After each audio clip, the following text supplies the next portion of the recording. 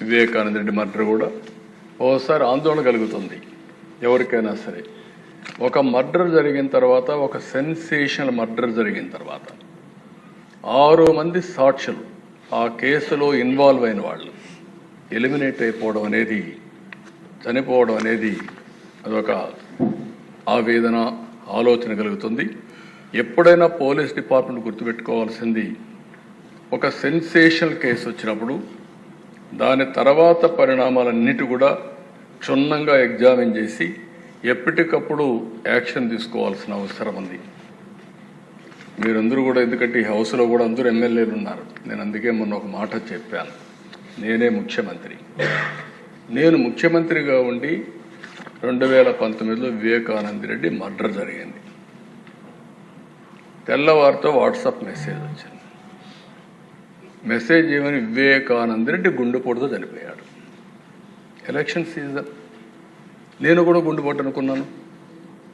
జనరల్గా నాకు ఎప్పుడు ఏ ఆలోచన వచ్చినా, ఏ మెసేజ్ వచ్చినా మళ్ళీ నేను స్టడీ చేస్తూ ఉంటాను. అలాంటిది నేను కూడా ఎలక్షన్లో ఉండి క్యారీ అయ్యాను. నాకు ఒక సీఎంఓ ఉంది, ఒక ఇంటెలిజెన్స్ ఉంది, ఒక డీజీపీ ఉన్నాడు, మా చంద్రరాజు మంత్రి అప్పుడు. అందరం ఉన్నాం, అందరం ఉండి అర్థం కాలేదు, నిజం అనుకున్నాం, నమ్మాం. అంటే నేరస్తులు ఏ విధంగా ట్రాప్లో పెడతారనేదానికి ఇది ఒక ఉదాహరణ. దిశ అంతవరకే చెప్తున్నాను నేను ఈరోజు. అది అయిన తర్వాత మధ్యాహ్నాలకి బిల్డప్ అయింది. సునీత గారు అడిగారు దీన్ని పోస్ట్ మార్టం చేయాలని.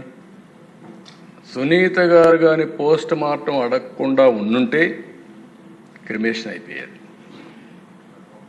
అంటే నేను ఎందుకు ఇవన్నీ చెప్తున్నానంటే, నేరాలు ఘోరాలు చేసే వ్యక్తుల పట్ల ఏ స్థాయి అయిన వాళ్ళైనా సరే మనం అప్రమత్తంగా ఉండకపోతే మాత్రం మనం న్యాయం చేసినట్టు కాదు, మనం కూడా ఇబ్బందులు పడే పరిస్థితి వస్తుంది. ఆ తర్వాత సాయంత్రానికి అధ్యక్ష ఎప్పుడైతే పోస్ట్ మార్టం చేశారో, ఏ టీవీలో అయితే గుండెపోటని చెప్పారో వాళ్లే సాయంత్రానికి మాట మార్చేసి, ఇంతవరకు మా తండ్రి చనిపోయాడు, ఇప్పుడు తండ్రి లేని బిడ్డే కాకుండా చిన్నాన్న ఉంటే ఆ పెద్ద దిక్కు కూడా లేకుండా పోయిందని చెప్తే ప్రజలు నమ్మించే పరిస్థితికి వచ్చారు. రెండో రోజు అధ్యక్ష నా చేతిలో కత్తి పెట్టి నారాసుర రక్త చరిత్రను వేసే పరిస్థితికి వచ్చారు. బాధ కదా అధ్యక్ష, ఆవేదన కలగదా? ఏంటి ఇలాంటి అరాచకాలు చేసి కూడా రాజకీయాలు చేయగలుగుతామనే ధీమా నా జీవితంలో ఒకటే చెప్తాను దశ, ఎప్పుడు హత్యా రాజకీయాలు మరక అంటకుండా 45 సంవత్సరాలు రాజకీయాలు చేశాను.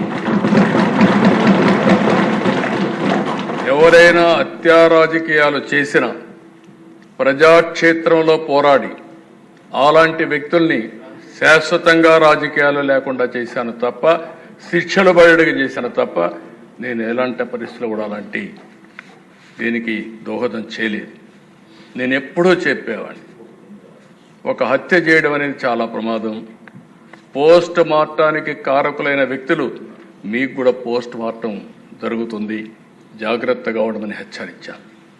ఈరోజు ఈ హౌస్లో కూడా ఎమ్మెల్యేస్కి అందరికీ చెప్తున్నాను, మీ నియోజకవర్గాల్లో లా అండ్ ఆర్డర్ కంట్రోల్ చేయడం మీ బాధ్యత. లా అండ్ ఆర్డర్ని మనం కానీ విస్మరిస్తే, ప్రజల్లో అశాంతి వస్తే కరెక్ట్ కాదు.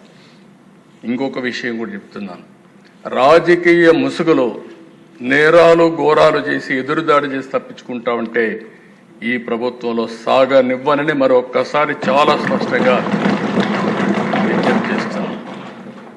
ప్రజలకు మనం లా అండ్ ఆర్డర్ క్రియేట్ చేయాల్సిన, సమస్యలు లేకుండా చేయాల్సిన అవసరం ఉంది.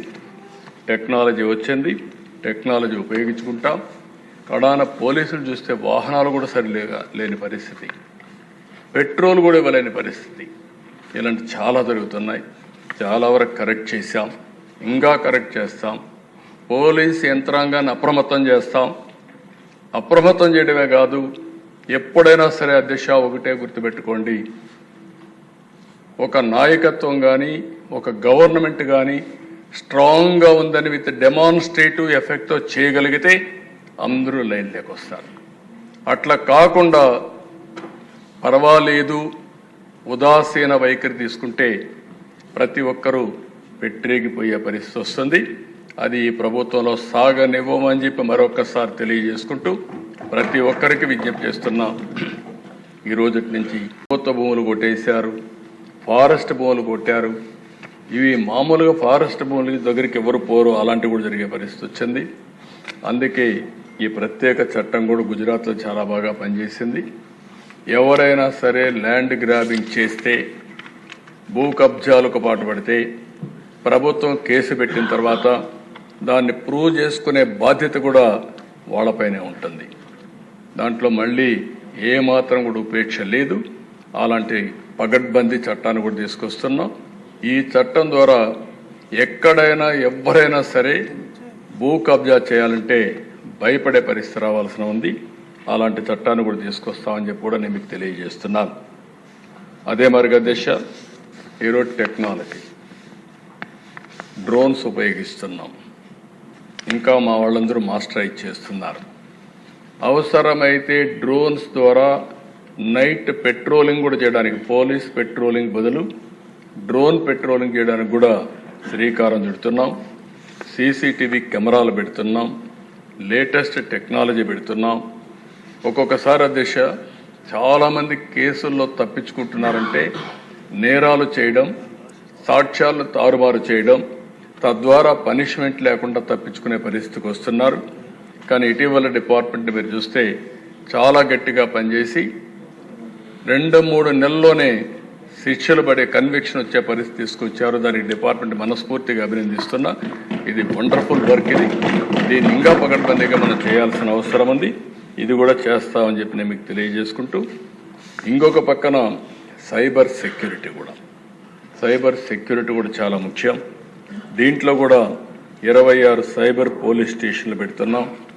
దీని ద్వారా కూడా ఎక్కడ సైబర్ క్రైమ్ చేస్తే అలాంటి నేరస్తుల్ని ఇమీడియట్గా పట్టుకునే పరిస్థితి వస్తుంది. ఎఫ్ఎస్ఎల్ కూడా ఇంకా బాగా ఇంప్రూవ్ చేయాల్సిన అవసరం ఉంది. కడాన దిశ ఒక్కొక్కసారి ప్రభుత్వాలు ఏ విధంగా పనిచేస్తాయంటే, నేను ఎప్పటి నుంచో కూడా సమైక్య ఆంధ్రప్రదేశ్లో మీరు చూస్తే ప్రతి ఒక్క రెవెన్యూ డివిజన్కి పోలీస్ డాగ్స్ పెట్టి, స్క్వాడ్స్ పెట్టి, ఎందుకంటే ఇప్పటికి కూడా టెక్నాలజీ మనం అందరం ముందుకు పోతున్నాం. కానీ ఈ పోలీస్ డాగ్స్ ఏవైతే ఉన్నాయో అవి డిటెక్ట్ చేసినంత ప్రిసిషన్ టెక్నాలజీ కూడా ఒకసారి చేయలేకపోతా ఉంది. అంత పర్ఫెక్షన్ ఉంటుంది. అలాంటివి ఇది పోయినాయి. ఫారెన్సిక్ ఎవిడెన్స్ని ఎప్పటికప్పుడు సెక్యూరిటీ పెట్టి ఫస్ట్ హ్యాండ్గా అక్కడ మొత్తం ప్రొటెక్ట్ చేస్తేనే కేసు ముందుకు పోయే పరిస్థితి వస్తుంది. అలాంటి లేని పరిస్థితి వచ్చింది. అందుకని అధ్యక్ష, ఇప్పుడే కొంతమంది మాట్లాడినప్పుడు కూడా చెప్పారు,